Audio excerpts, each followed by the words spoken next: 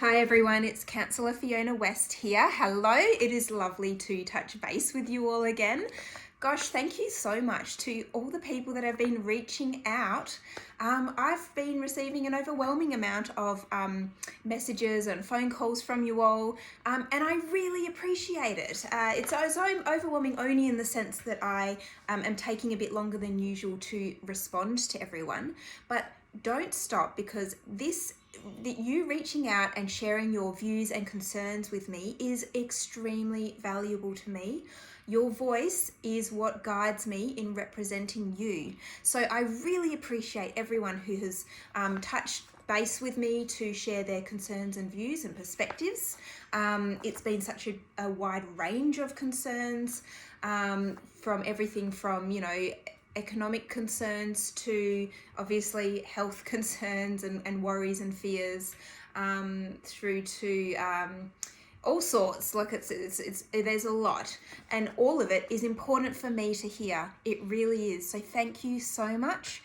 I will respond to each and every one of you in person, not in person, but electronically, directly. I will write back to you, and it is just thanks for your patience, because it's taking me a little bit of time to work through all of those messages. Shout out to the husband who is really kindly watching the kids while I endeavour to do that as fast as possible. Bless him. He's actually out there half watching the kids, and then also watching the footy repeats, because it is weird to be, we're on a weekend at this time of year, and where's the footy? It's quite odd to be in that position. So he's watching the footy repeats to just get that, try and feel a bit normal right now. Repeats where the Eagles won, of course, is what he's watching. So I wanted to talk to you real quick, because we've got a lot of changes happening so quickly right now. I wanted to talk to you about a couple of them. So the latest thing that's happened, or one of the most recent changes, significant changes we've had, is that we now have a statewide regional travel restrictions which have gone into effect, and that means that everyone is required to not travel to the Kimberley. In fact, it applies to other regions as well. Oh, the light's going, I better hurry up. I've just noticed, but these travel restrictions do not just apply to the Kimberley, but between regions in the state of Western Australia as well. And I know a lot of you were hoping and calling for that. And so that's great news that this has happened. Now there is some exceptions to these travel restrictions. There's obviously, if you work in what they consider an essential service, so medical and health, of course, there's exemptions for those people. If you work in light agriculture, we've just seen from a ABC Kimberley news report that is not considered essential. So if you, as we've seen, some people tried to fly into the Kimberley, they were working in light agriculture and they were turned away and had to go home again. So light agriculture is not an exemption with these travel restrictions, but mining is an exemption. So if in the mining industry, you can fly in and out of the Kimberley, and you don't have to self-quarantine. These are the new rules which the state government that's what the state government has decided. So if you want to read it for yourself, I will put the link to the state government's got this PDF, which is FAQs, frequently asked questions, and it says it right there. I'll put the link to it so you can see that, or if you want to search for it on the internet yourself, you just search for a few keywords, probably biosecurity, Western Australian government, and frequently asked questions should do it, and you should be able to find it hopefully as well. So that is one significant change. Now, there is another change that I'm noticing, and this is a change in what people are calling for, especially in the last 24 hours, and people are wanting to speed up to the point at which we go into a lockdown. Now, what does a lockdown mean? There are a few different, different countries have different, slightly different definitions of what a lockdown is, but essentially it is what a country needs to do to ensure the safety of its people, to keep its people alive with a pandemic like this. So the UK has gone into lockdown, and the New Zealand has as well. So for the UK, it means that all non-essential businesses and public spaces must be closed. It means that everyone must stay in their homes, except for going out shopping for food and medicine, of course. And if you're caring for someone else who's a vulnerable person and you want to drop them food or medicine, that's allowed as well. So you can do that. And you are allowed out for exercise, but it has to be, carefully done. You can't mix with other people as you're exercising, but you can go and walk the dog or, do that sort of thing, which is important because everyone needs to stay healthy as possible. So exercise is allowed. But apart from that, that is pretty much the restrictions required for a lockdown in the UK. And if they don't do it, the citizens or residents over there do get fined, and it's equivalent to about $2,000 Australian is what they get fined with. So it's quite, they're sort of using the fining to enforce that to a certain extent. So that's a lockdown, and what I'm hearing in the last 24 hours, is that you want, people in our area of Broome and beyond want a lockdown to happen as fast as possible, and not wait until it's sort of too late.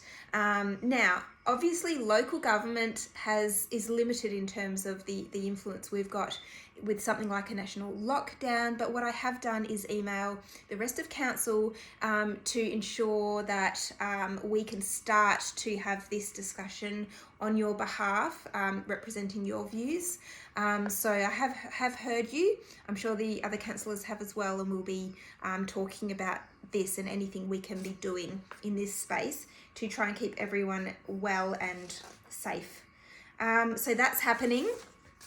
And then finally, this is so inspirational. I have noticed increasingly, almost exponentially, in the last couple of days, a blossoming of community rallying and community spirit.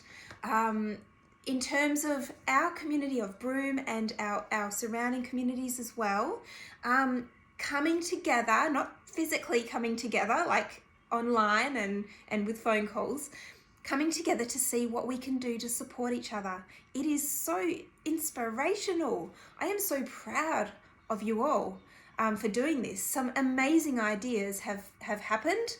Sorry, we're losing the light. I'll try and speed up, but these amazing ideas include things like, so a lot of the kids are getting they're getting cabin fever. As they're getting cabin fever, that is just part of what we are going to all have to endure in order to save lives. But someone had the great idea that if everyone in Broome who has kids is caring for young people in your house, puts a teddy bear or a soft toy of some sort in your front window, or property up a tree or something in your front yard, then the kids in your neighbourhood with their family, like not mixing with others, but just individual little family units, or whoever you happen to be living with in your house, can go out for your exercise and walk around and play basically a spot the teddy game, like a teddy bear hunt almost. And what fun. This has caused a lot of joy with the families and young people in our community. So well done, whoever suggested that idea. I think it's brilliant. And this is one of many ideas and initiatives that are flourishing in our town. Another one to do with business. Everyone's worried about the economy, and local businesses are feeling the pain so much. just so frightening and concerning, but there are positives in terms of people doing what they can to support our local businesses. So there's quite the quite the push to again start buying local where you can to support our local businesses. And I am especially excited about this real push by our community to encourage everyone, all your friends and family, to order from our local food outlets, our cafes and our restaurants. Many of them are home delivering now.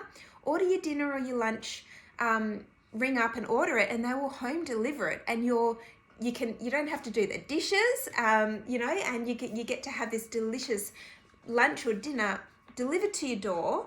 And you're supporting the local economy, which really needs it right now. So I love that one. Well done for that. All of these creative, innovative initiatives are just cropping up all over the place. It's really heartening. There's others, there's more global ones, which I know Broome people are also taking part of. The Kindness Pandemic is a sort of new movement where people are sharing ideas of how people are showing such kindness to each other at this difficult time for us all globally, and that is really important to keep people's spirits up. So I think that's really special as well. And there's all sorts of, there's the Broome Mutual Aid Network and just all sorts of community support networks springing up.